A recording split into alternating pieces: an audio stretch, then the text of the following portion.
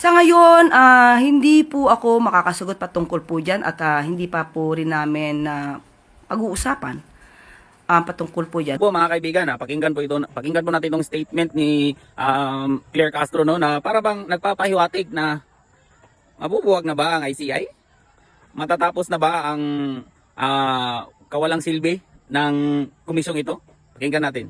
But since nga po, nandyan naman din po ang ombudsman at napaka-active din po nila patungkol po sa usapin ng mga anomalyang flood control projects, maaari pong maging ganun. Pero as of now, wala pa po tayong pinakadetalye. So, ano mang update patungkol dyan.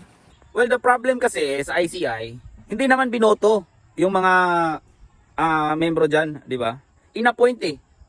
No, inappoint ng mismong presidente na inaakusahan din na siyang mastermind ng mga insertions, no? What credibility that the ICI has, no? Meron bang credibility ang ICI? No?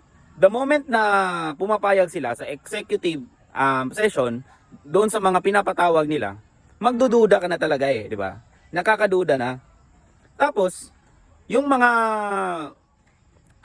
pangalan na malalaki na tinuro ni Saldico, kasi si Saldico naman talaga ang may kaalaman dito.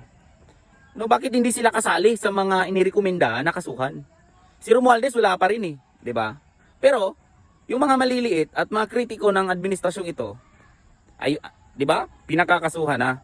Ngayon, ang nakakatawa po, nagsisialisa na yung mga commissioner doon, no, yung mga inappoint kasi nga walang pondo, wala namang kapangyarihan, walang ngipin. No, itong ICI. No? Ngayon, kalalabas na ngayon na binigyan na daw ng pondo ang ICI ng 41 million na ipinangako months ago. Ngayon pa ibinigay. No, kasi nga ibinunyag ni Magalong at ni Commissioner Singson na wala nga palang budget. No, ngayon, parang napahiya, binigyan nila ng budget. Pero based dito sa mga pahayag ni Claire Castro, mapapatanong ka, matatapos na ba itong ICI? No? Kasi wala din namang silbi to eh. Unless na lang kung ang mga membro dito ay iboboto ng tao. Pero hindi eh. Inappoint ni Marcos eh. Di ba? So, siyempre, boss nila si Marcos. Alangan namang kakanain nila. Kakagatin nila si Marcos. Siyempre hindi.